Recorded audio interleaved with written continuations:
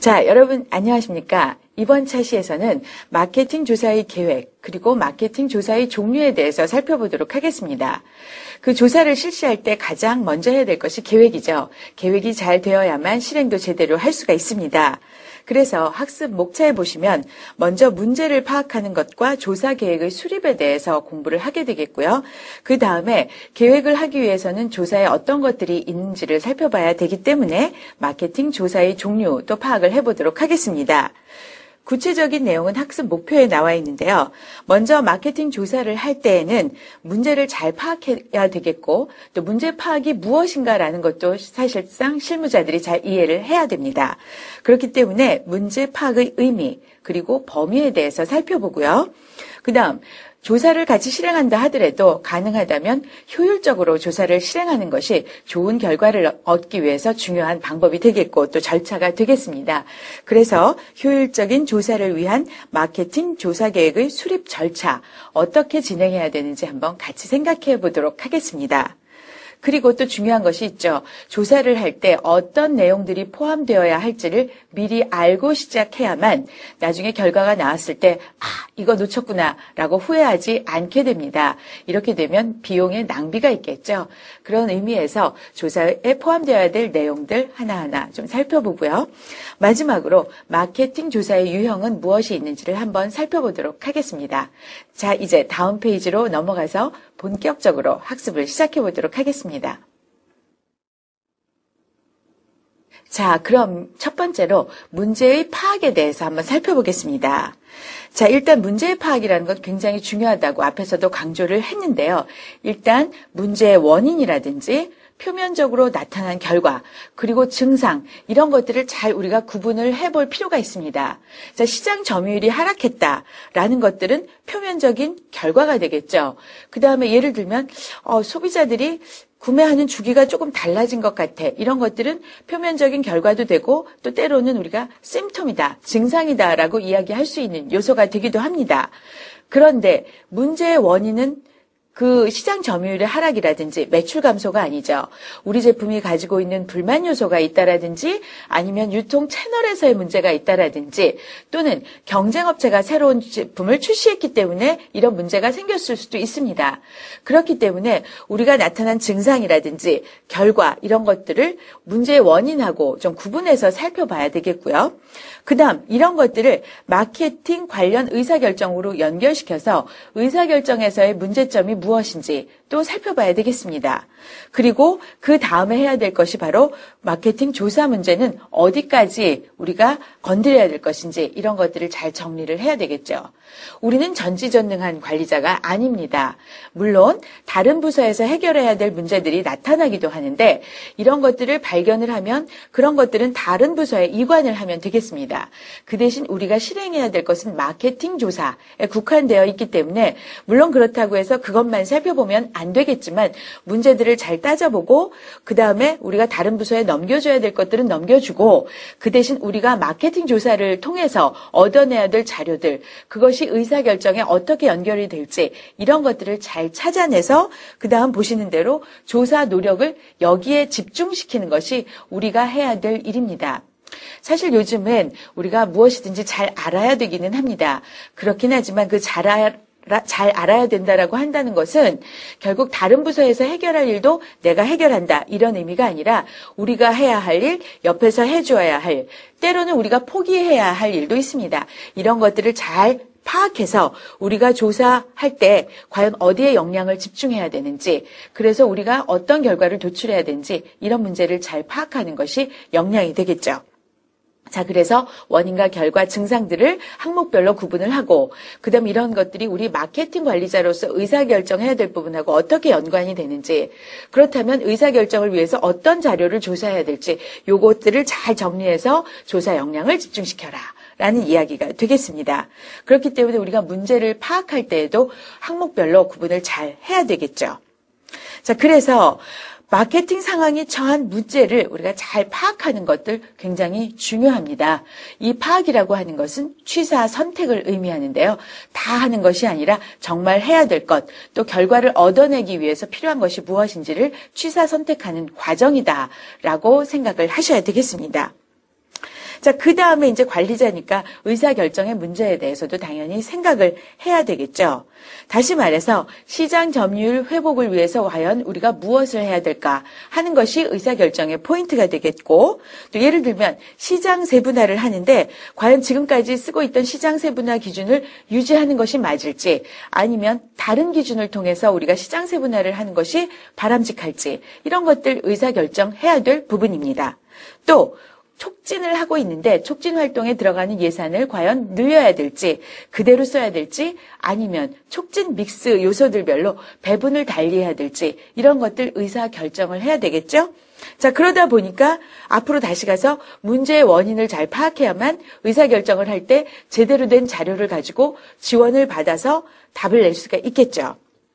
그래서 마케팅 조사 문제라고 하는 것은 마케팅 관련 의사결정을 어떻게 내려야 되는지를 한번 보고 거기에 맞춰서 거기에 기초 자료가 될 수 있는 그런 것들을 조사를 통해서 얻어내야 된다라고 생각을 하셔야 됩니다. 그렇기 때문에 수집될 정보가 과연 의사결정에 지원이 되는 부분인지 아닌지를 파악하고 내용을 결정해야 되겠죠. 그래서 우리는 다양한 환경 요소, 마케팅 원론에서 우리가 앞부분에서 배웠던 것인데요. 그 환경 요소도 이해를 해야 되고요. 또 마케팅 관리자는 어차피 얻어진 데이터를 가지고 의사결정을 해야 되기 때문에 시장 조사를 하는 사람과 관리자가 긴밀한 협조를 해야 된다라는 것도 잘 생각해 두셔야 됩니다. 그리고 앞에서 나왔던 대로 명확한 조사 문제를 잘 파악해야 되겠죠. 그래서 이 조사를 통해서 정말 조사로 끝날 것인지 아니면 문제 해결의 기초가 될 것인지 잘 생각을 해야 되겠고, 거기에 맞춰서 정확한 조사를 실행해야 된다라고 생각하시면 되겠습니다. 우리가 조사하면 그 설문지부터 일단 만들어야 되겠다라는 생각을 하는 경우가 많고요. 그냥 무의식 중에 설문지 1, 2, 3, 4, 5 뭐 이렇게 만드는 경우가 있는데, 그렇게 해서는 안 되겠다. 의사결정을 할 수 있도록 지원해주는 그런 기초자료에는 무엇이 있는지를 잘 파악하고 명확한 조사, 또 비용을 낭비하지 않는 효율적인 조사가 될 수 있도록 계획을 잘 수립해야 되겠다. 그러기 위해선 문제 파악을 잘해야 되겠다. 이렇게 정리를 해두시면 되겠습니다. 자, 이제 다음 페이지로 넘어가 보겠습니다. 자, 이제는 조사로 들어가게 되겠는데요. 그러기 위해서 조사의 유형에 대해서 설명을 드리도록 하겠습니다. 물론 이런 것들을 잘 파악하고 있어야만 사실은 계획도 세울 수 있고, 또 업체가 세운 계획이 맞는 것인지, 왜 여기까지는 조사를 안 했습니까? 뭐 이렇게 이야기도 할 수 있기 때문에 여기에 대해서는 여러분들이 미리 숙지를 해야 되고요. 사실은 앞에 것들을 하기 위해서는 앞으로 14차시까지의 내용을 여러분들이 쭉 꿰뚫고 있어야 됩니다. 자, 일단 조사로 들어가 보면 학문 분야하고 실무 분야를 나누어 놨습니다. 학문적으로 조사를 해야 될 때도 있고 실무적으로 조사를 해야 될 때도 있고, 또 여러분들이 혹시 공부를 더 하게 되시면 알아둬야 될 부분이기 때문에 한번 나눠서 설명을 드리도록 하겠습니다. 자, 조사자의 목표를 보시면요. 일단 실무 분야는 마케팅 관리의 효율성을 높이기 위해서 하는 거지만, 학문 분야는 진리 탐구입니다. 진리를 탐구하는 건 때로는 돈이 안 될 수도 있죠. 그러나 실무에서 하는 건 당연히 수익성하고 연결이 되기 때문에 목표가 좀 다릅니다. 그 대신 아무리 학문 분야라고 하더라도 마케팅에서 그 조사를 하고 나면 실무에 시사점을 던질 수 있어야 되겠죠. 자, 그다음 조사의 목표. 학문 분야에서는 마케팅의 이론적 발전에 기여를 해야 됩니다. 물론 그 이론이 결국은 실무에서도 기본적인 내용으로 활용이 될 것이기 때문에 의미 없는 것은 전혀 아니죠. 그 대신 실무 분야에서는 지금 당장 직면한 마케팅 문제를 해결할 수 있어야 되고요. 또 그것과 관련된 의사결정에 공헌을 할 수 있어야 됩니다. 그러니까 좀 더 스페시픽하고 그다음에 아주 즉각적인 문제 해결과 연관이 되어 있는 것이 실무 분야의 조사가 되겠습니다. 그래서 학문 분야의 조사는 새롭고 좀 창의적인 조사 연구를 하게 되지만, 실무 분야는 타당성이 있어야 돼. 받아들일 수 있어야 돼요. 그래서 오히려 더 보수적이고 수용 가능한 범위에서 그 조사가 이루어져야만 위에 있는 분들이 그래 좋아 실행을 해보지. 그래서 우리의 매출도 늘어나야 되고 뭐 이런 이야기를 하는 것입니다. 자, 그다음 사실을 어떻게 증명할 것이냐. 학문적인 분야에서 논문 쓰는 것들 있죠? 이건 당연히 과학적인 절차에 무조건 의존을 해야 됩니다.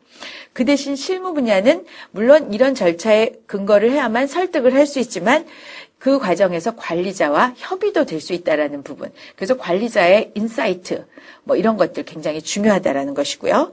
그다음 학문 분야, 위험에 대한 태도 적극적입니다. 왜? 이론에 기여만 하면 되죠. 근데 실무 분야는 이게 또 기업의 비용이 되고 성과를 못 낸다라고 하면 문제가 되기 때문에 소극적입니다. 그 다음 학문 분야, 결과를 학술지 또는 학회에서 발표를 하죠. 근데 실무 분야는 누구한테 보고합니까?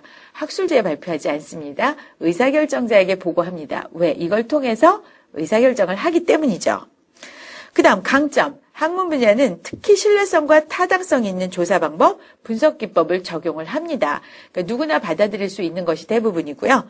실무 분야는 아무래도 그래도 우리가 좀 의심이 되는데 하기 때문에 양질의 자료를 다량 확보하는 것이 매우 중요합니다. 그래서 한 사람만 응답한 것보단 100명, 1000명이 응답한 것을 더 신뢰할 수 있기 때문에 다량의 정보를 확보하는 것이 매우 중요한데 앞에 양질이라는 게 나오죠. 그래서 무조건 숫자가 많은 것이 아니라 사실은 의미 있는 품질이 좋은 정보가 많이 취합됐을 때 그것이 강점이 된다라는 것이 되겠습니다. 자, 이제 실무 분야에서의 조사, 학문 분야에서의 조사 차이점 이해되셨죠? 여러분들이 공부를 하신다면 학문 분야도 꼭 익혀두셔야 되겠고 또 학문 분야의 조사 결과가 실무에 활용되기 때문에 이런 거구나라고 이해하시면 되겠습니다. 그리고 특히 중요한 실무 분야에서의 조사가 어떤 특징을 갖고 있는지 한번 꼭 훑어보시기 바랍니다. 자, 이제 다음 페이지로 넘어가 보겠습니다. 자, 여러분들은 이번 차시에서는 제가 몇 가지 사례를 들어서 설명을 드렸기 때문에요. 많은 내용 같지만 조사 계획에 대해서 한번 쭉 훑어봤고요. 또 그 다음으로는 마케팅 조사의 종류에 대해서도 간단히 살펴봤습니다. 학습하신 내용들을 얼마나 기억하고 있는지 탐구 문제들을 풀어보시면서 확인해 보시기 바랍니다. 자, 여러분들 이번 차시 학습한 내용들 저하고 한번 정리를 해보도록 하죠. 먼저 마케팅 조사 계획을 세울 때 가장 중요한 것이 문제의 파악이었습니다. 즉 실사를 하기에 앞서서 문제가 무엇인지를 구체적이고 명확하게 파악하는 것이 매우 중요하다라고 말씀을 드렸죠. 그래서 우리가 문제 인식을 통해서 의사결정의 문제는 무엇이고 또 그걸 뒷받침할 조사 문제는 무엇인지 각각 구분을 해서 좀 파악을 해 두어야만 정말 문제 해결을 제대로 할 수 있는지 그 가능성도 높이고 또 그것에 필요한 정확한 조사를 실행할 수 있다라는 점 기억해 두셔야 되겠습니다. 문제 파악이 제일 중요하다라는 내용이 되겠죠. 그 다음 조사를 진행하는 데 있어서는 일단 조사의 목적을 명확히 하고 조사의 내용이 어떤 것들이 들어가야 될지 그리고 조사의 방법이 무엇인지 이런 것들이 구체적으로 들어가 있어야 합니다. 그리고 조사 계획서를 작성할 때에는 자료 수집 방법, 계획, 그 다음에 자료 처리, 분석 방법, 그리고 예산이나 기간 같은 것들도 그 조사 목적, 내용과 아울러서 꼭 반드시 들어가 있어야만 우리가 그때그때 다시 한번 훑어보아 가면서 조사를 제대로 진행도 할 수 있고 또 조사에 앞서서 빠진 것이 없는지 미리미리 훑어볼 수 있다라는 점도 반드시 기억해 둬야 될 내용이 되겠습니다. 밑에 화살표를 클릭해서 이 페이지로 넘어가 보죠. 자, 그 다음은 여러분들 정량조사와 정성조사였습니다. 마지막에서 제가 또 자세히 설명을 드렸었죠. 정성조사라고 하는 것은 어떤 때 쓰느냐, 문제의 원인을 파악한다든지 소비자의 내면 또는 무의식을 파악할 때 활용이 되고요. 또 탐색조사라고도 이야기를 하는데 여기에 포함되는 것들이 뭐 문헌조사, 관찰조사, 또 전문가나 소비자 면접, 사례조사 같은 것들이 여기에 해당된다. 그 다음 정량조사에는 기술조사와 인과조사가 있죠. 즉 문제 해결과 관련된 결과를 도출하는 데에는 그래도 정량조사를 많이 활용을 하게 되는데 일반적인 서베이를 기술조사라고 이야기를 하고요. 특히 원인과 결과 사이의 관계를 규명하는 것은 인과조사라고 한다라고 설명을 드렸습니다. 자, 우리가 조사 계획에 대해서 길게 설명을 했지만 제가 학습 내용 요약에서는 간단하게 설명을 드렸죠. 여러분들 꼭 숙지해야 될 내용들 아셔야 되겠고요. 그 다음에 그 조사 업체가 그 계획서를 어떻게 제출해야 되는지 그 내용들이 어떤 게 포함되어 있어야 되는지는 여러분들 실무적으로 반드시 알아두시면 많은 도움이 될 것 같습니다. 자, 이렇게 해서 여러분들 이번 차시에서는 마케팅 조사의 계획 그리고 종류에 대해서 공부를 했습니다. 다음 차시에서는 이제 좀 더 자세히 들어가서 이번 차시 후반부에서 배운 마케팅 조사의 유형에 대해서 특징도 알아보고 또 각각 어떤 때 활용하는지 이런 것들 구체적으로 같이 공부하는 시간 갖도록 하겠습니다. 이번 차시도 여러분들 수고 많이 하셨습니다.